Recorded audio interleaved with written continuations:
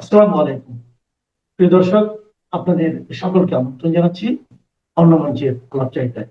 সেনাপ্রধান জেনারেল ওয়াকারুজ্জামান আজকের যে পূর্ব নির্ধারিত অফিসার্স অ্যাড্রেস ছিল দরবার, সেটিতে তিনি কথা বলেছেন, সেটি অনুষ্ঠিত হয়েছে এবং এতে সিনিয়র অফিসাররা অংশ নিয়েছেন। তা আজকে কি কি আলোচনা হয়েছে তার কিছু গুরুত্বপূর্ণ তথ্য আমি পেয়েছি, কারণ কিছু তথ্য সংবাদপত্রে এসেছে, সেটি আপনারা হয়তো দেখেছেন। তো যেগুলো মিডিয়াতে আসেনি সেগুলো আপনাদের সঙ্গে শেয়ার করতে চাই। আসসালামু আলাইকুম, স্বাগত অলিশ নিউজে। সম্মানিত দর্শক, গতকাল এটি নিয়ে একটি ভিডিও করেছিলাম, অনেক দর্শক দেখেছেন, কিন্তু অনেক দর্শক ক্ষোভ জানিয়েছেন। তারা বলেছেন এ ধরনের দরবার থেকে তারা আসলে কিছু প্রত্যাশা করেন না। অনেকের ক্ষোভ দেখেছি সেনাপ্রধানের উপরে। জানি না সেনাপ্রধান এবং সেনাবাহিনী বিষয়টি কিভাবে নেয়, তারা এটি অনুধাবন করে কিনা। অফিসারদের উদ্দেশ্যে সেনাপ্রধান জেনারেল ওয়াকারুজ্জামান আজকের যে দরবার ছিল, অফিসার্স অ্যাড্রেস ছিল, সেখানে শুরুতে তিনি প্রায় 38 মিনিটের মতো বক্তব্য রেখেছেন। এরপর প্রায় ঘন্টা ব্যাপী অফিসারদের নানান প্রশ্নের উত্তর দিয়েছেন, তাদের কথা শুনেছেন। সেনাপ্রধান অত্যন্ত স্পর্শকাতর একটি বিষয় নিয়ে কথা বলেছেন। তিনি বলেছেন সেনাবাহিনীর সদস্যবৃন্দ কর্তৃক বিবাহ বহির্ভূত সম্পর্কে জড়িয়ে পড়ার প্রবণতা লক্ষ্য করা যাচ্ছে। আপনারা জানেন যে ইতোমধ্যেই সোশ্যাল মিডিয়ায় ভাইরাল হয়েছে একটি ঘটনা, একজন উচ্চপদস্থ সেনা কর্মকর্তার জীবনে নারী বিষয়ক একটি কেলেঙ্কারি নিয়ে সংবাদ হয়েছে। এটি নিয়ে বেশ তোলপাড় হয়েছে, তদন্ত কমিটি হয়েছে, সম্ভবত এটিকেই তিনি অ্যাড্রেস করতে চেয়েছেন। তিনি বলেছেন এ ধরনের অপরাধের মাধ্যমে আমরা যেমন আমাদের জীবন সঙ্গীর সঙ্গে প্রতারণা করছি, তেমনি আমাদের সন্তানদের জীবনকেও অপ্রত্যাশিত হুমকির মুখে ফেলছি। তিনি এ ধরনের কার্যক্রম থেকে সকলকে বিরত থাকার নির্দেশ দেন। এটি একটি চমৎকার পরামর্শ। তিনি বলেন সেনা সদস্য কর্তৃক সংগঠিত বিভিন্ন অপরাধমূলক কার্যক্রম নিয়ে সামাজিক মাধ্যমে অযাচিত প্রচারণা চলমান রয়েছে। এটি আমরাও দেখতে পাচ্ছি। প্রচলিত সেনা আইন ও প্রথা অনুযায়ী সেনা সদস্যদের অন্যায়ের বিচার করা হয়ে থাকে, এটি তিনি বলছেন। আপনারা বুঝতে পারছেন, একজন সেনা কর্মকর্তাকে আওয়ামী লীগের সঙ্গে যোগসূত্র এবং আওয়ামী লীগকে প্রশিক্ষণ দেওয়ার বিষয় নিয়ে এই অভিযোগে তাকে গ্রেফতার করা হয়েছে, তার স্ত্রীকে গ্রেফতার করা হয়েছে। সম্ভবত এটিকেই তিনি অ্যাড্রেস করেছেন এবং এটি সংবাদপত্রে এসেছে যেভাবে, সে কারণে আমি আর বিস্তারিত এটি নিয়ে বলছি না। তিনি বলছেন তবে মনে রাখতে হবে অপ্রতুল প্রমাণের ভিত্তিতে অপ্রয়োজনীয় দ্রুততায়, মানে খুব তড়িঘড়ি করার কোনো বিষয় নেই। যদি এভাবে বিচার করা হয় তাহলে ভুল হবার সম্ভাবনা থাকে। তাই প্রয়োজনীয় সময় নিয়ে যথাযথ তদন্তের মাধ্যমে প্রমাণ সংগ্রহ করে চলমান সব অভিযোগের বিষয়ে যথাযথ বিচারিক ব্যবস্থা গ্রহণের আশ্বাস দিয়েছেন সেনাপ্রধান। সামাজিক যোগাযোগ মাধ্যমের বিষয়টি নিয়ে আমার যেটি মনে হয়েছে, সেনাপ্রধান নিজেও কিন্তু খুব কনসার্ন। কারণ সামাজিক যোগাযোগ মাধ্যমে সেনাবাহিনীকে নিয়ে, সেনাপ্রধানকে নিয়ে, বিভিন্ন বিষয় নিয়ে যে ধরনের নেতিবাচক প্রচারণা হচ্ছে, এটি যে তাকেও স্পষ্ট করেছে, এটি কিন্তু আজকের অফিসার্স অ্যাড্রেসে বোঝা গেছে। তিনি বলেছেন সেনাবাহিনী ও সেনা সদস্যদের বিরুদ্ধে চলমান অপপ্রচার যেগুলো চলছে, এগুলোর বিষয়ে তিনি সকলকে ধৈর্য ধারণ করতে বলেছেন।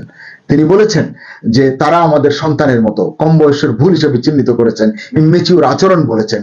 এই যে বলা হয়েছে ডিজিএফআই এর হেডকোয়ার্টার গুড়িয়ে দেওয়া হবে, সেনা নিবাসের ইট খুলে নেওয়া হবে, নানান কথা বলা হয়েছে, এটি আপনারা জানেন, আমি আর রিপিট করতে চাই না। তিনি বলছেন বিভিন্ন ব্যক্তি তাদের বিভিন্ন স্বার্থ উদ্ধারের লক্ষ্যে এমন কাজ করছেন। এসবের বিরুদ্ধে তাৎক্ষণিক ব্যবস্থা গ্রহণ না করে পেশাদারি আচরণ করাই শ্রেয়।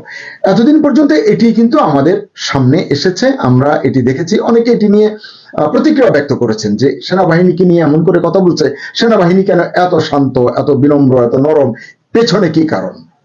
আজকে অবশ্যই এটি খোলাসা হবে। তা আমি যেটা বলছিলাম যে তিনি যে এইভাবে বললেন, মানে এরা ইমেচিউর, এরা কম বয়সের ভুল করছে, মানে সন্তান সম, তাদেরকে ক্ষমা করবার, ক্ষমার উদারতা খুব ভালো জিনিস, কিন্তু তিনি যা বলেছেন আসলে কি ঘটনাগুলো তাই? কারণ যাদেরকে তিনি কম বয়সের ভুল করছে বলে বলছেন, এরাই তো বলছে নতুন বাংলাদেশ গড়বে, সংবিধান নতুন করে লিখবে, মুক্তিযুদ্ধ নিয়ে তারা কথা বলছে, জাতীয় সঙ্গীত নিয়ে কথা বলছে, মানে 47 71 সবকিছু নিয়ে তারা কথা বলছে, দেশ কিভাবে চলবে তা নিয়ে বয়ান দিচ্ছে, সংসদ কেমন হবে, মানে নির্বাচন পদ্ধতি কি হবে, সকল কিছু নিয়ে তারা কথা বলছে, জাতিকে দিক নির্দেশনা দেওয়ার মতো কথাগুলো তারা বলছে। তারা কি করে ইমেচিউর হয়? আবার তারা বলছে আর্মির মাথায় ঘিলু নাই, সেনাপ্রধানকে নিয়ে তারা নানান কথা বলছে, ওই যে যেগুলো বললাম ডিজিএফআই গুড়িয়ে দেবে ইত্যাদি ইত্যাদি, এগুলো বলছে। তো কম বয়সের ভুলে এরা এসব যে করতে চাইছে, এটাকে তিনি মানে সন্তান সম বলে প্রশ্রয় দিচ্ছেন।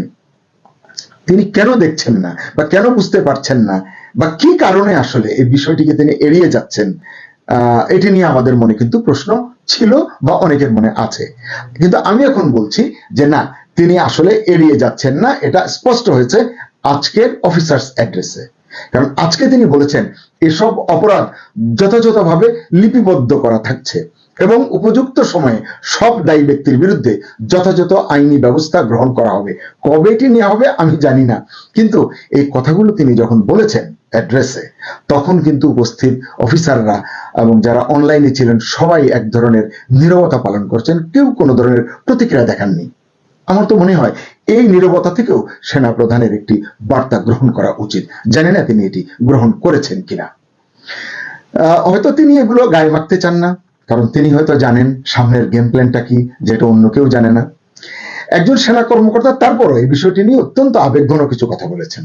তিনি জানতে চেয়েছেন, স্যার এদেরকে যে মেচুর বলা হচ্ছে, এরা সেনাবাহিনীকে ছোট করে কথা বলছে, তাদের কথা এবং আচরণে অনেক সেনা সদস্যের মনোবল নষ্ট হয়ে যাচ্ছে। এ ধরনের কথায় জুনিয়র অফিসারদের মধ্যে এক ধরনের প্রতিক্রিয়া হচ্ছে, সৈনিকদের মধ্যেও নেতিবাচক প্রতিক্রিয়া হয়। পরিবারের কাছে, আত্মীয় স্বজনের কাছে মুখ দেখানো কষ্ট হয়ে পড়েছে, মারাত্মক ইমেজ সংকট তৈরি হয়েছে। সবার কাছে আর্মি এখন হাসি ঠাট্টার পাত্র হয়ে গেছে। আড়ালে আবডালে ভুয়া শব্দও শুনতে হয়। এটি তো সোশ্যাল মিডিয়ার কল্যাণে, অডিও ভিডিওর কল্যাণে আমরাও কিন্তু শুনেছি। সোশ্যাল মিডিয়ায় অনেকেই আজকাল বলছেন সেনাবাহিনী এখন পুলিশ বা আনসারের কাতারে নেমে এসেছে। এটি খুবই দুঃখজনক বিষয়। সোশ্যাল মিডিয়ার যে কথাগুলো বলেছেন ওই কর্মকর্তা, তা শতভাগ সত্য। তারা এজন্য প্রফেসর ইউনুস এবং ওয়াকারকে দায়ী করছেন, সেনা কর্মকর্তা নন। সোশ্যাল মিডিয়ায় যারা এগুলো বলছেন তারা। কিন্তু আমার যেটা মনে হয়েছে, আজকের দরবারের সূত্রে সংবাদপত্রে প্রকাশিত যে রিপোর্ট আমরা দেখেছি, তার ভাষা এবং শব্দ হয়তো নতুন করে অন্য কাউকে বা কোনো গোষ্ঠীকে তুচ্ছ তাচ্ছিল্যের খেলায় নতুন করে মেতে উঠতে উৎসাহিত করবে। কারণ ওই যে তিনি বলছেন কম বয়সের ভুল, এই কারণে তিনি প্রশ্রয় দিচ্ছেন। এটি কতটা ঠিক কাজ করছেন সেনাপ্রধান, এটি অত্যন্ত গুরুত্বপূর্ণ প্রশ্ন। এসব নানান বিষয় নিয়ে আর্মির মধ্যে অসন্তোষ রয়েছে বলে একটি সূত্র জানিয়েছে। সেনা অফিসারদের অনেকেই আর্মির এই বর্তমান ভূমিকাটাকে পছন্দ করছেন না, এমন তথ্য কিন্তু আমি পেয়েছি। এছাড়া পদোন্নতির বিষয় নিয়ে গতকালকে কথা বলেছি, এটি নিয়ে অসন্তোষ আছে, মন খারাপ আছে। একজন কর্নেল তো জানতে চেয়েছেন আজকে যে এই নিয়ে 3বার তিনি পদোন্নতির মুখোমুখি হয়েছেন, কিন্তু তার প্রমোশন হয়নি। এবারও বোধহয় তালিকায় তার নাম নেই। এটি নিয়ে হয়তো একটু বিব্রত বোধ করেছেন সেনাপ্রধান, কিন্তু বলেছেন যে যেহেতু এখন হাতে প্রয়োজনীয় তথ্যপত্র নেই, সামনে সব তথ্য চেক করে এই প্রশ্নের উত্তর দেওয়া হবে। জেনারেল ওয়াকার বলেছেন বিভিন্ন দেশি বিদেশি মহল বিভিন্ন হীন স্বার্থ উদ্ধারের লক্ষ্যে সামাজিক যোগাযোগ মাধ্যমে মিস ইনফরমেশন এবং ডিসইনফরমেশন ছড়াচ্ছে। তবে আমাদের ইউনিটি এবং পেশাদারী আচরণের কারণে তাদের হীন উদ্দেশ্য বাস্তবায়ন করতে পারেনি। এই যে ইউনিটি মানে চুপ করে থাকা, আমি যদি বুঝে থাকি। তিনি সেনা প্রথা ও আইন অনুযায়ী সেনা সদস্যদের রাজনৈতিক বিষয় থেকে দূরে থাকতে বলেন, এটি তাদের চার্টারের মধ্যেই আছে। মাদক থেকে দূরে থাকতে বলেছেন। ইন এইড টু সিভিল পাওয়ারে যখন দায়িত্ব পালন করে তখন জিজ্ঞাসাবাদ যদি করতে হয় কাউকে, তখন যেন জীবনহানি বা আহত হবার মতো কোনো ঘটনা না ঘটে সে বিষয়ে তিনি সতর্ক থাকতে নির্দেশ দিয়েছেন।